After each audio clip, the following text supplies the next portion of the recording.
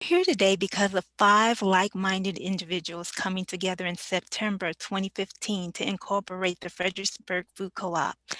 Thank you all for coming to the first Motivational Monday.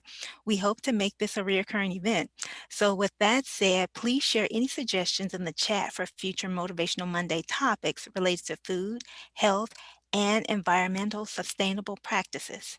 To help kick off Motivational Monday, we have Piper Foresman, a nurse practitioner, certified health coach, and food co-op member since 2018. Piper and Ed have been happily married for 18 years and are blessed to have two handsome young men. I want to also extend our thankfulness to Piper and others in the health field for being on the front lines for COVID-19. During the presentation, we ask that you remain on mute and to write any of your questions in the chat area. So, ladies and gentlemen, with that said, I present to you Piper Foresman. Thank you. Good evening. I am honored and very excited to be asked to share my thoughts for the Fredericksburg Area Food Co-op's first Motivational Monday.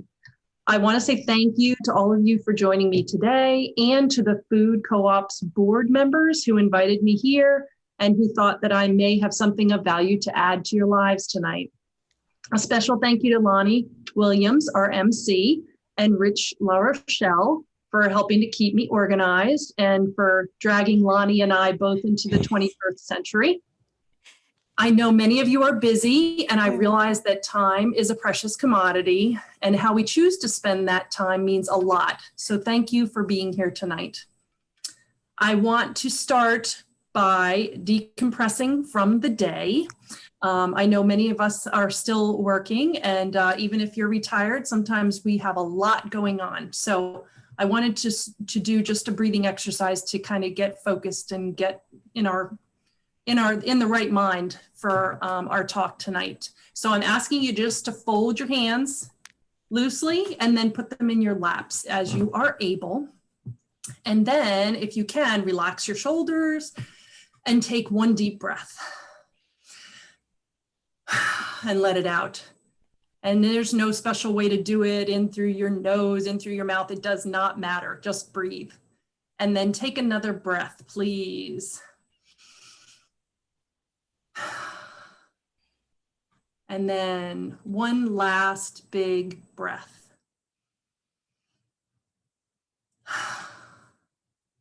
And then, if you can, look down at your hands and notice which finger is on top. And for me, my right finger and my right thumb are on top. And so what does that mean? Absolutely nothing.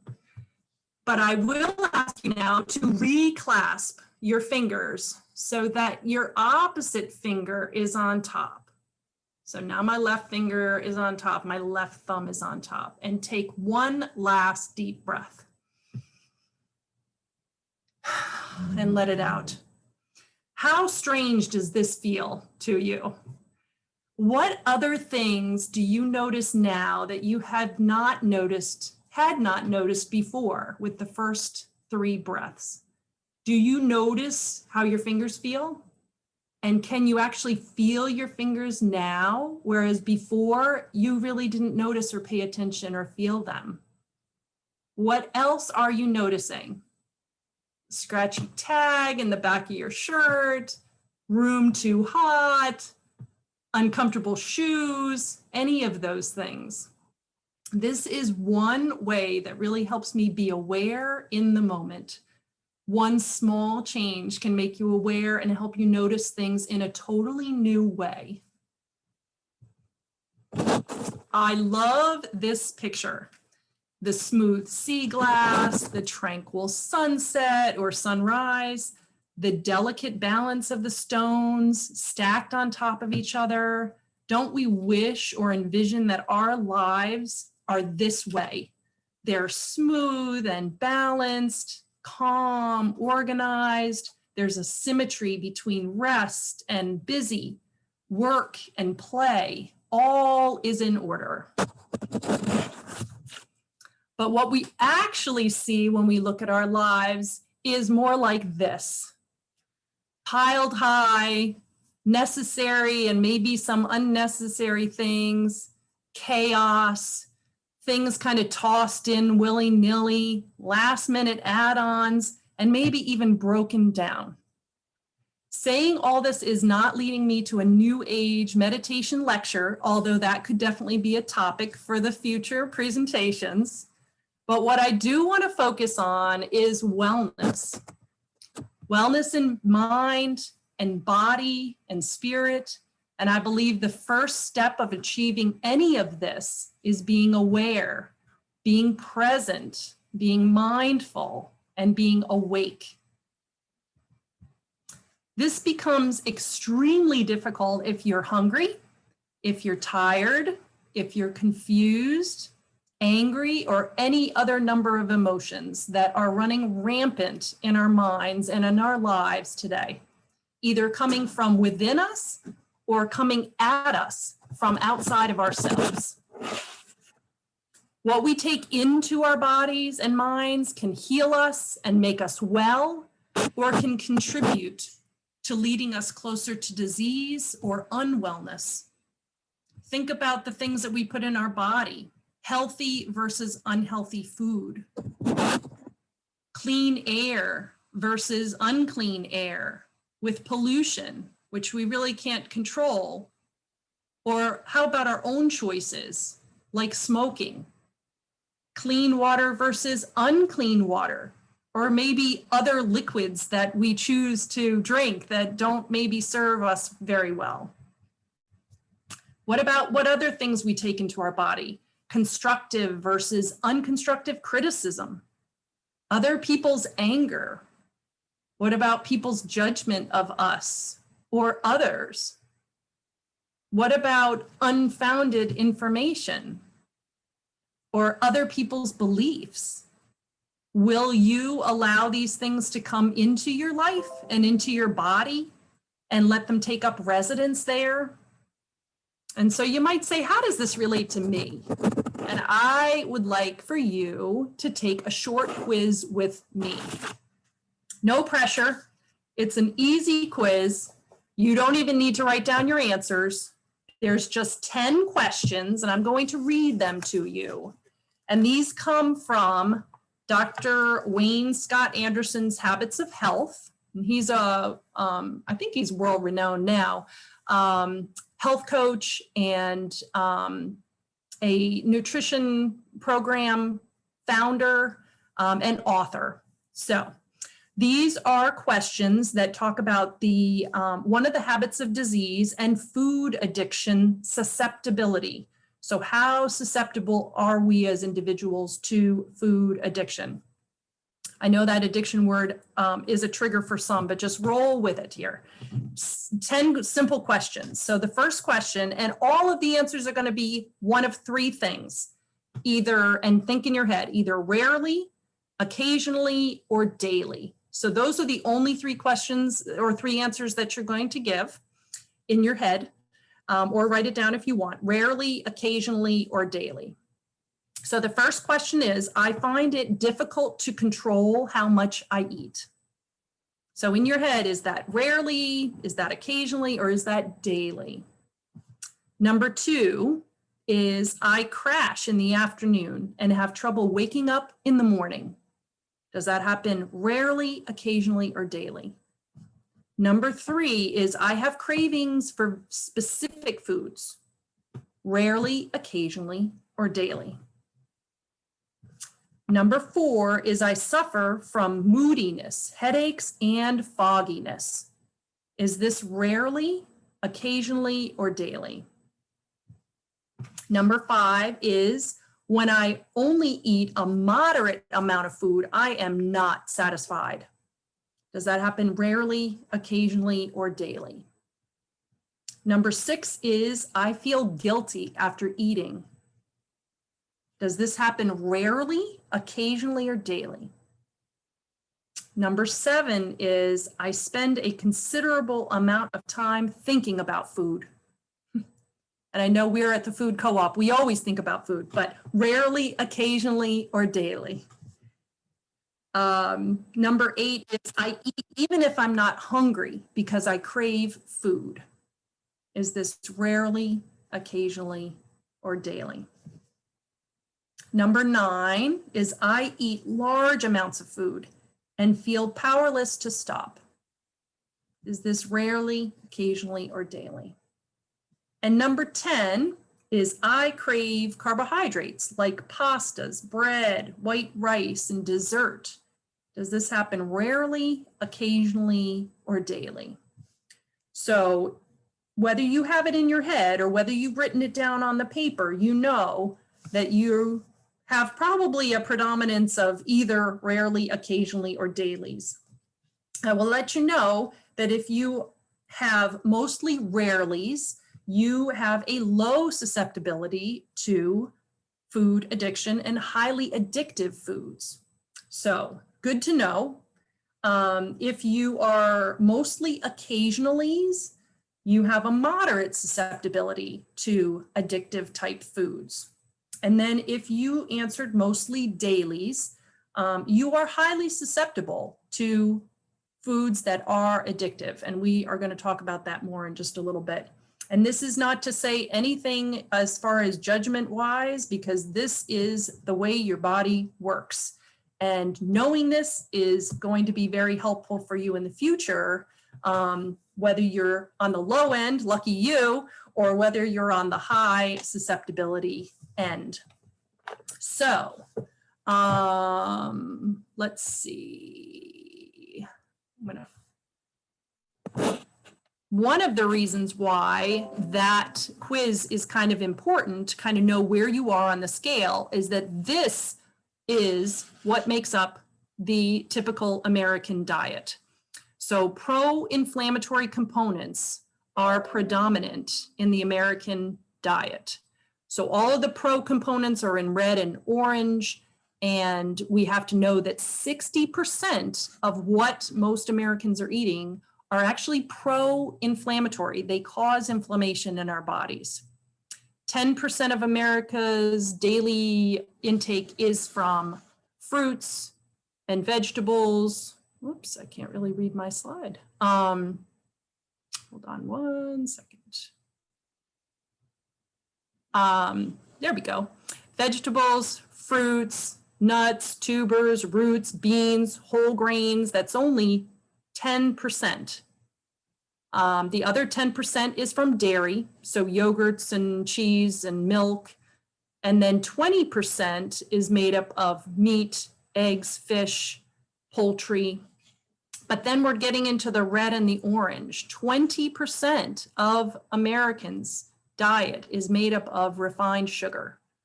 20% is refined grains, and that's like white flour and pastas and white rice that really has no nutritional value. And then 20% is made up of the refined omega-6 seed oils. And we're going to talk about that in a little bit. Well, actually, the next slide. Here you go. So the anti-inflammatory, which are the omega-3 choices on the left-hand side in the blues and the greens. We know that all of these oils listed here, the flaxseed, the canola, the walnut, the olive oil, all of these really help decrease inflammation and kind of keep us healthy, keep things humming.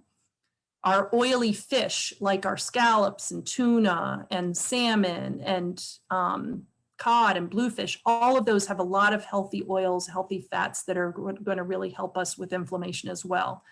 Our nuts and our seeds, flaxseed, walnuts, pecans, all of those are great.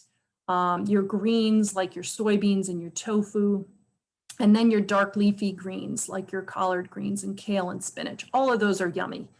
And then inflammatory omega-6, which is on the right-hand side with our reds and our oranges. The oils, corn and cottonseed, safflower, sesame, soybean.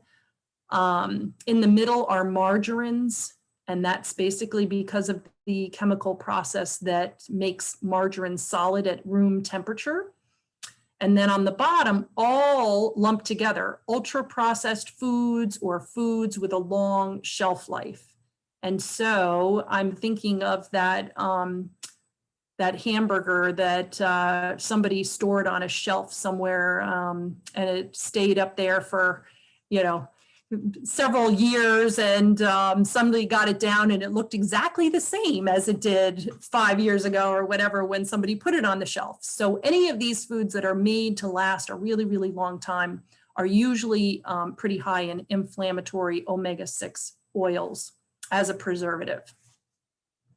So moving on, I know I am preaching to the choir here because we in the food co-op, of course, are a healthy eating bunch. But even if this doesn't apply to you directly, think of all the people around you who are eating this way. Most of America is eating this way. Think of the person who's working at the cash register, or your child's teacher, or your healthcare worker, or moms and dads taking care of their kids, or the driver in the car ahead of you or behind you. What does this, why does this matter? Why do I care, you might be asking? Or how does that affect me, If you're not eating this way, what difference does it make? Well, this slide talks about why it matters. So it's a busy slide, but if we start up in the top right-hand corner with the food, people who are eating a high intake of calories, all those refined grains, the simple sugars, your high fructose corn syrup, which seems to be in a lot of different foods these days, your omega-6 fats, which we just talked about, your saturated fats in your diet, which is fat that you can see when you're eating it, trans fats, which are in the margarines and the foods that are solids at room temperature but melt, and then overcooked and charred foods. So all of those, well done burgers and flames on the grill and all. What they do is it causes a chemical reaction in your body, and it forms free radicals, which are very damaging to us on a cellular level. So the next thing is on that bottom right-hand corner, if we're looking at our external environment, if we add into those free radicals and those oxygen radicals that are running around in our system now because of what we've chosen to eat, if they get exposed to chemicals and toxins, like exposure at work, possibly something in the air or something in your in the soil or something in the water, add in some stress, because that creates its own toxins. Add in some allergens, things that you're allergic to that your body doesn't respond well to, excess UV radiation or radiation coming off of buildings or because of the exposure to sun and less ozone layer, that type of thing. What that then causes is inflammation. And pretend that you're seeing two M's. I know inflammation has two M's. So it causes inflammation in our bodies. And then you're thinking, well, what kind of inflammation are you talking about? And so on the upper left-hand corner, our internal environment actually gets affected by the stress, the free radicals, the inflammation. And that inflammation can make us more susceptible to illness, like infections and viruses. It actually adds to the visceral fat, which is that really thick, hard fat that surrounds organs on the inside. It contributes to lack of sleep, probably related to the inflammation and just not being able to get comfortable. Everything hurts, everything's swollen. My legs are puffy at the end of the day. Overuse of antibiotics, and I'm thinking that's probably directly related to the infections. Lack of motion, because of course everything hurts. Why would you want to move? And that of course contributes directly to the sedentary lifestyle. And then they put in depression here, but I'm, hopefully not. Hopefully you get some help before that happens. But a lot of times, if you're hurting all the time, you're not sleeping well, you're fatigued, everything is a chore. And then of course you're eating what you choose to eat, then it can make life really difficult and certainly very depressing. So I love the fact that willpower is not some mystery ingredient that you either have or don't have. There is a recipe for success that has nothing to do with will, and there are steps that you can take that will set you up for success.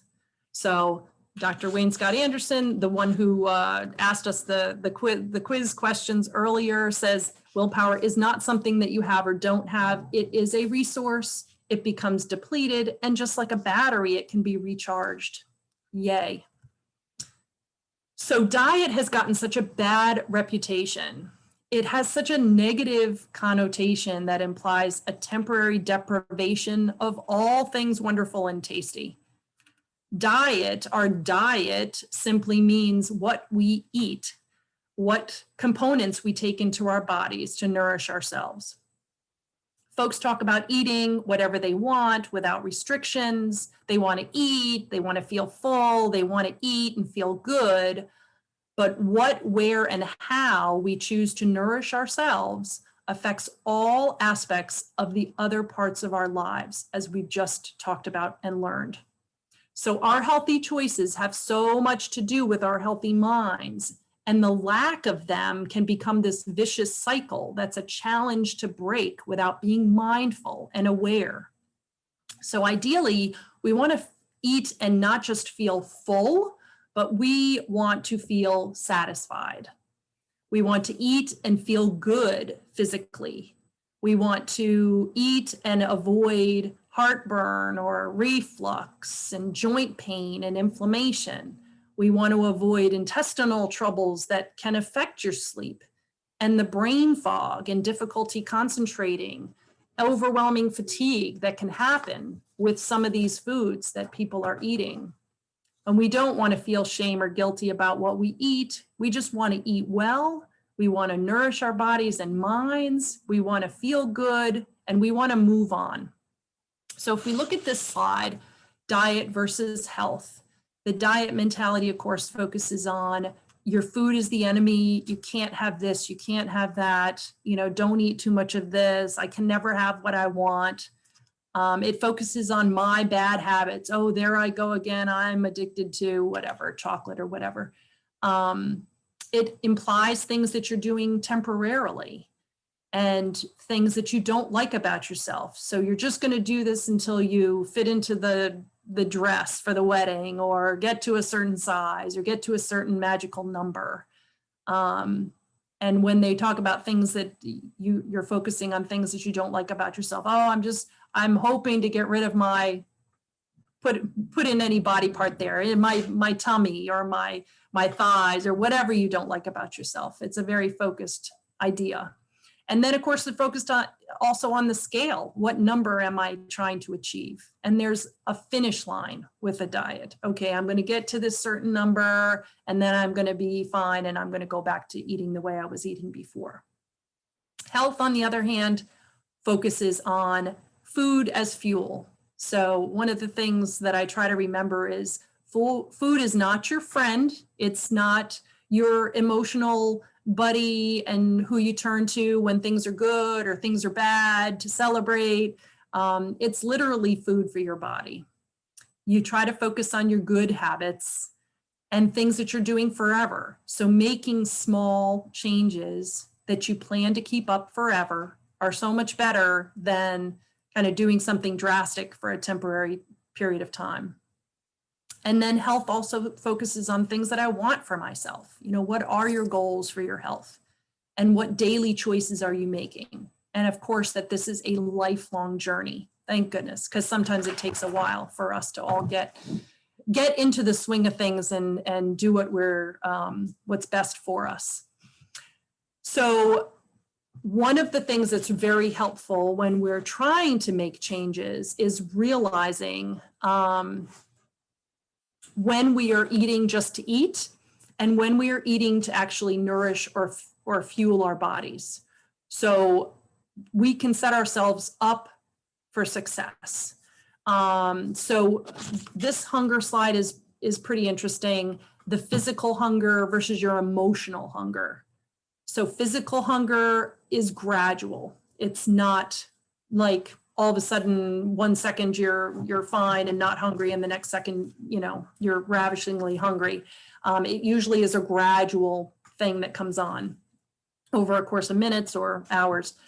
It's open to all different foods. So if you're hungry, an apple or a carrot or a steak or a salad, anything would do, not just the chocolate or the ice cream.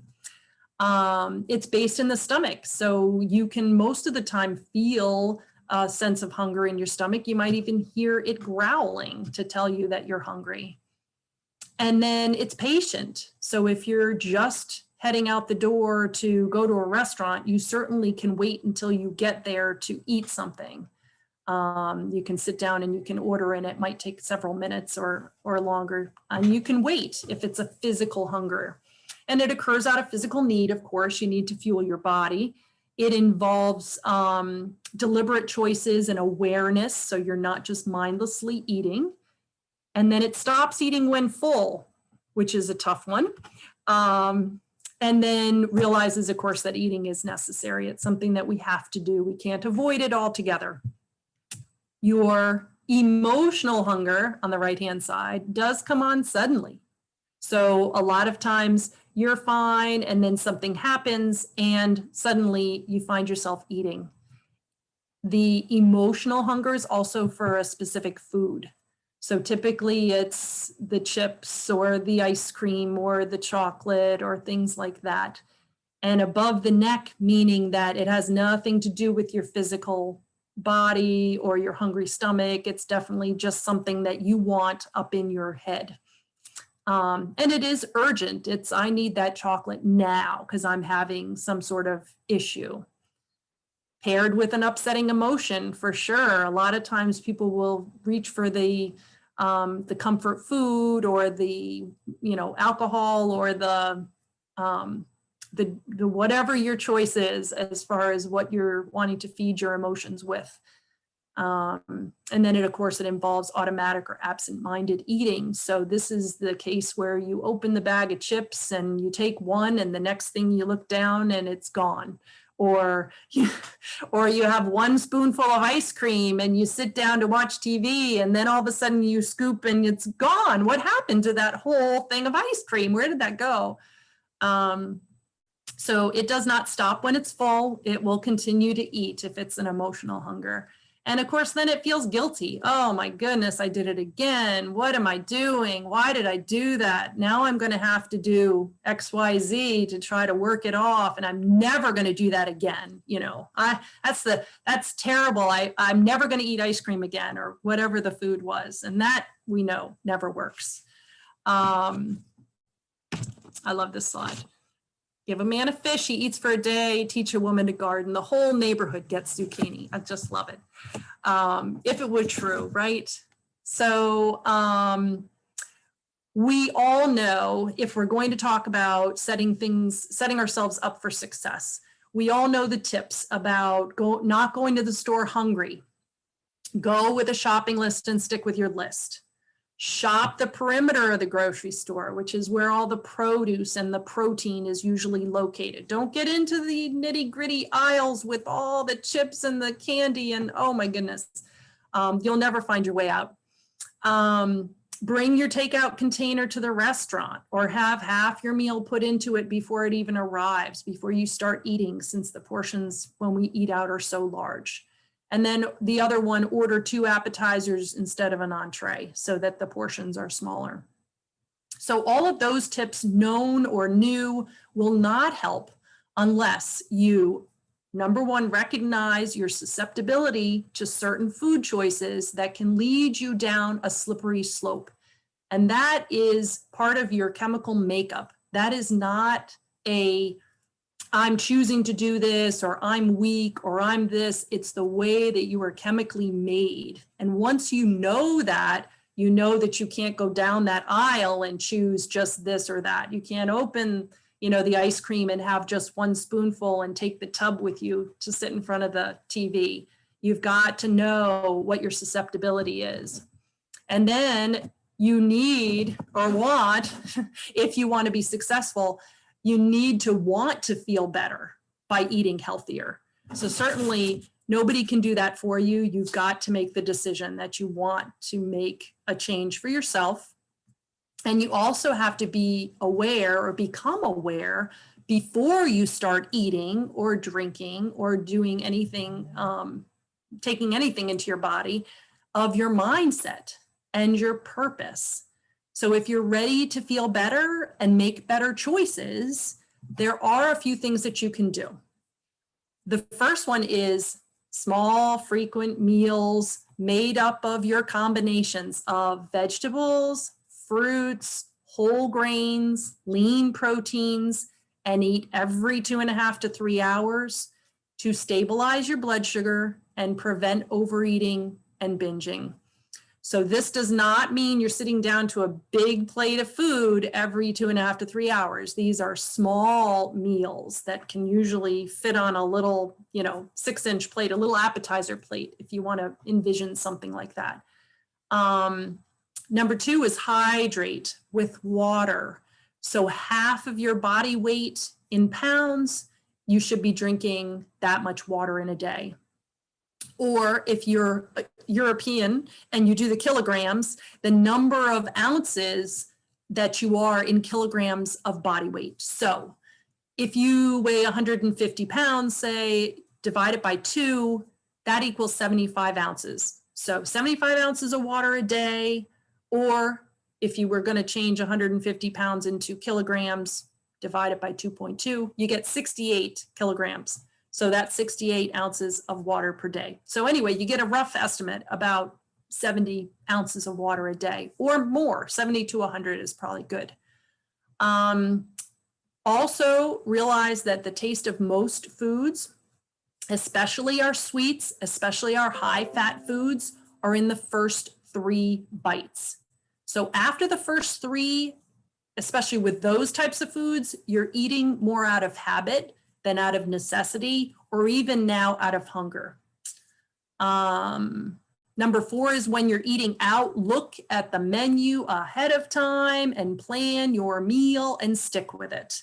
So nowadays, with all of our menus online, it is very easy to go and look and pick out what's going to serve you best, and then not even open the menu when you get there. Place your order, don't even hesitate, just go forward and don't even look at the menu.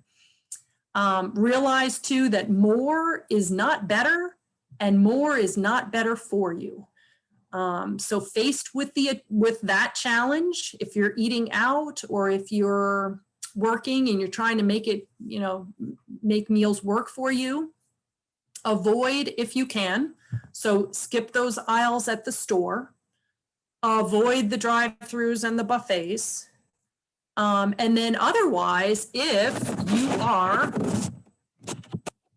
sitting down to a meal, maybe even a family meal, or sitting down at a restaurant, you can do one of the things that Dr. Anderson has taught us, which is number 1, stop. So pause. And to engage, what this does, this little teeny pause, even if it's for a few seconds before you start eating, engages the thinking part of your brain.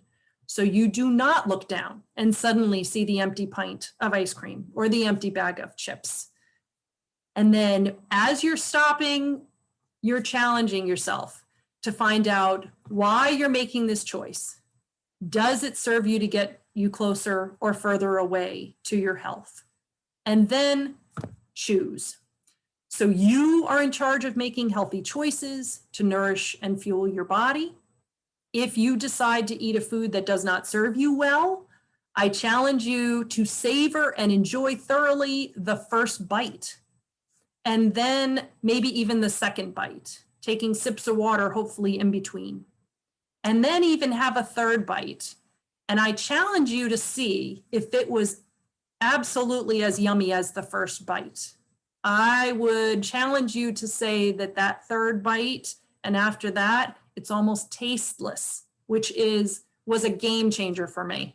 So I hope that you use that technique, because definitely if you can pause long enough to even think a logical thought, And then you actually have a little conversation with yourself about, am I sure I want to go down this road knowing what I know? And then you choose, because certainly you can make whatever choice you want, but just know that the outcomes can be vastly different. So an investment of time and effort in your healthy mind and healthy body will lead to healthier food choices. I can almost guarantee that the changes you will make allow you to become your biggest supporter and your biggest advocate. You are the most valuable investment that you will ever make. And then the sky is the limit as far as what you want to do or be, but it might take speaking up about what you don't want to buy. It might mean speaking up about what to eat or what to have in your house. And it might mean planning ahead for your meals. Have the wisdom and courage to plan for better health. Making healthy changes can also help you master your emotional health. Emotional health or emotional mismanagement can significantly affect, of course, our health, our relationships, our well-being.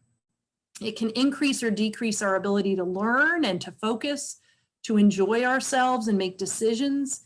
It can improve or worsen the quality of our decisions and even our resilience when adjusting to change. So healthy body, healthy mind, healthy spirit.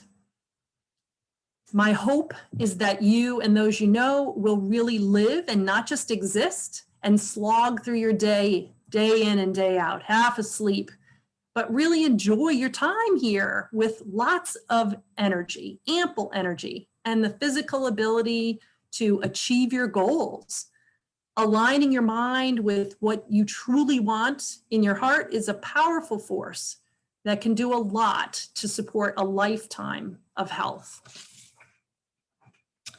So I hope that you have enjoyed some of that or all of that.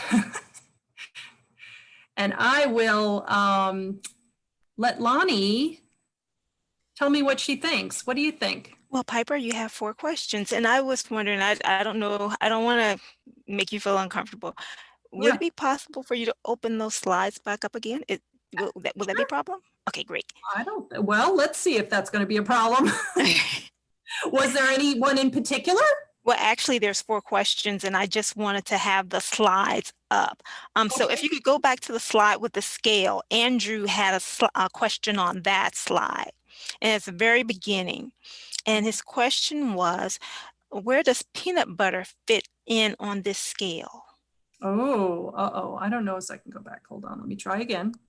Oh, that was my last one. Oh. Right there, Peanut butter yes. fit in here?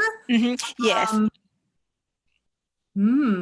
I believe that peanut oil is an okay oil,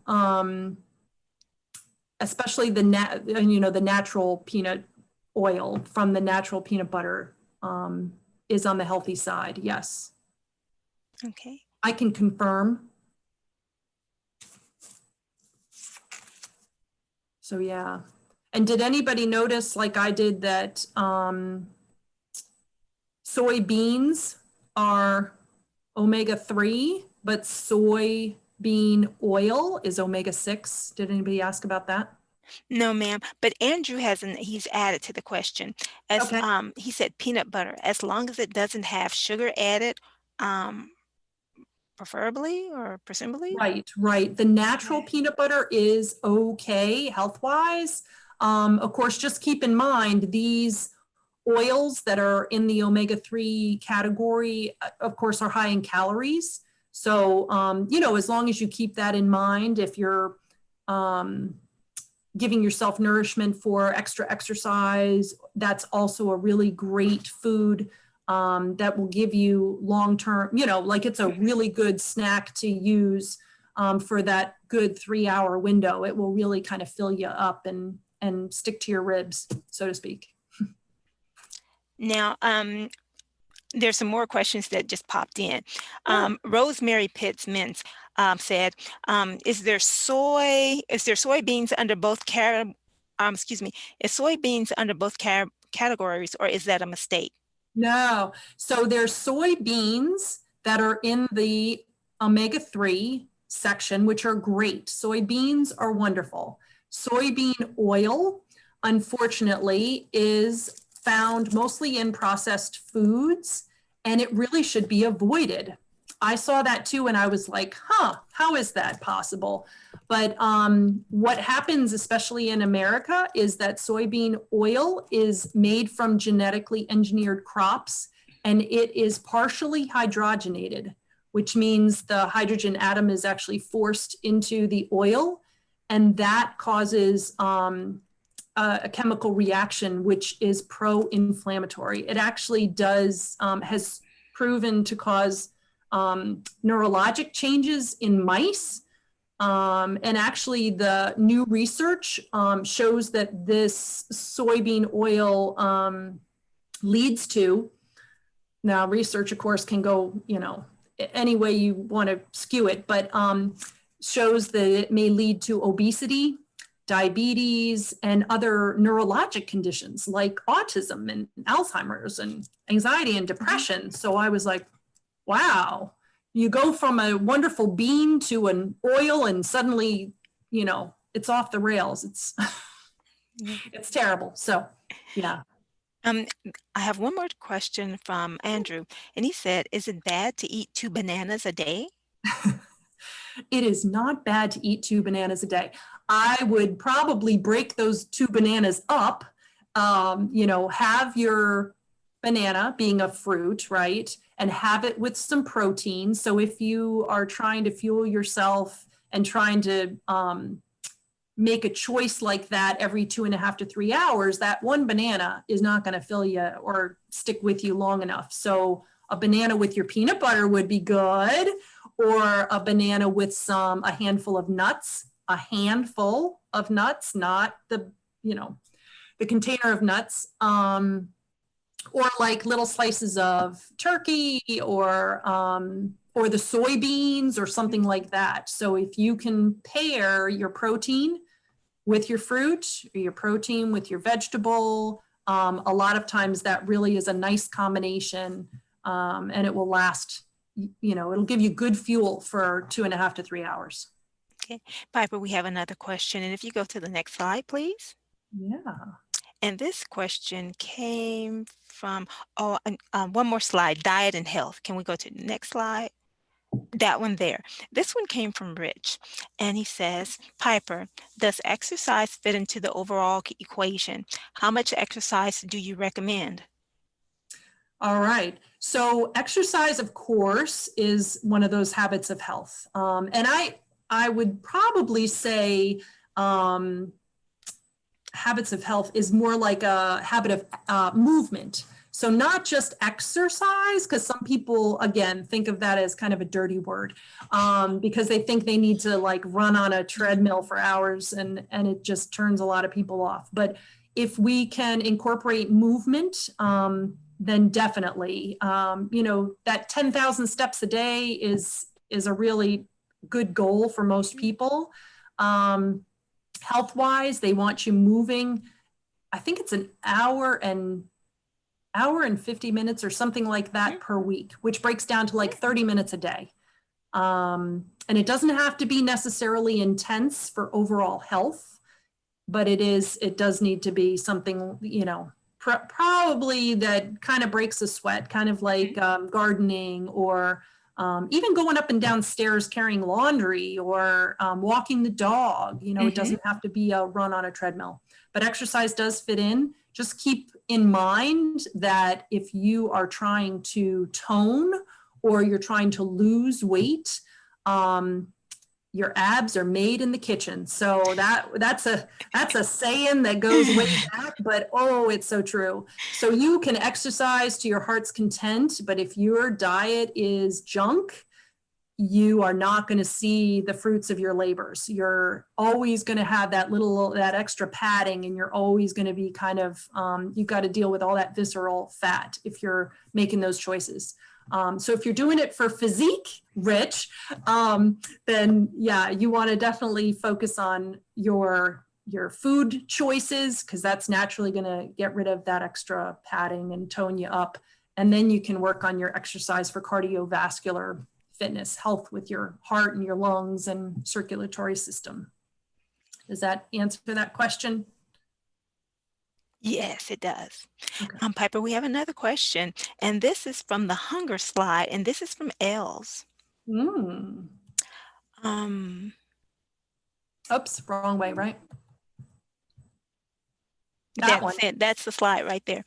Her question is, do you wait to eat until you're hungry, or is it better to have it at a set time to eat? If you are, especially if you are in this highly susceptible category and you're trying to make conscious changes and get healthier, it is better to plan to eat something every 3 hours. You tend to make better choices that way, and you don't get to the point where you're so hungry that you don't care what you're putting in your mouth. A lot of times, if you wait too long until you're hungry, by the time you figure out what you're going to eat, you don't care. You're eating the table and the kitchen sink and everything else. So.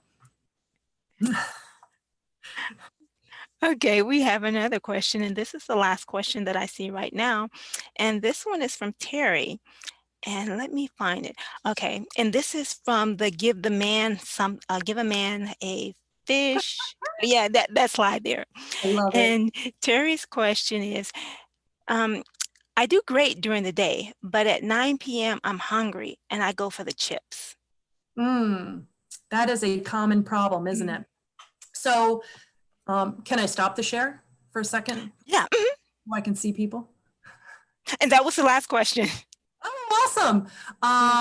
So if we are considering your day, so if you're looking at your day's food intake and you have been eating every 3 hours and you've been kind of combining your proteins and your fruits and your vegetables and your grains, and you've done really well all through the day, when it gets to 9 o'clock, if you are actually feeling hungry, then a choice or a question would be, how did you do with your water that day? Because definitely our brains sometimes think we're hungry and we're actually thirsty. So if you know that, oh, I've only had maybe 1 or 2, 8-ounce glasses of water, I probably am thirsty. I need to probably focus on that instead. So bump up the water. If you get through your water, your stomach is actually growling, it's a physical thing. Then again, look at your choices and see, is it really a hunger, or would any food do? And if any food would do, then yeah, go ahead and have something to eat, but make it your apple with peanut butter, or your, your nuts with fruit or something like that. A healthy choice. So most of the time, you're not going to overeat on zucchini. You're going to overeat on chips, right?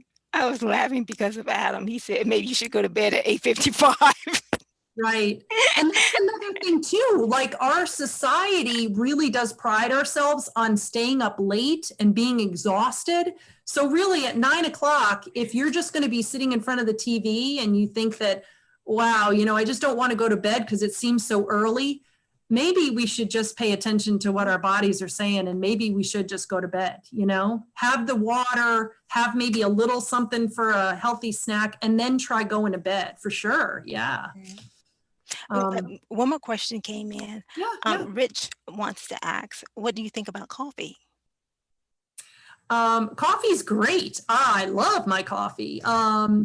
It depends on how it affects you. Coffee lasts more than 24 hours. The effect of caffeine in our bodies lasts more than 24 hours. So it's actually a cumulative effect. I definitely love to have my morning coffee, but I do know that afternoon, if I go to have a cup of coffee, it might interfere with my sleep. So, some people say, oh, it doesn't interfere with my sleep at all, but, you take it away and they get a wicked headache, and then they're tired all the time. So there's a lot to be said for the effect of caffeine on our bodies in general. I think a glass or two is probably fine. I think most of the medical research out there says a glass or two is actually beneficial. And then more than that is probably not so great.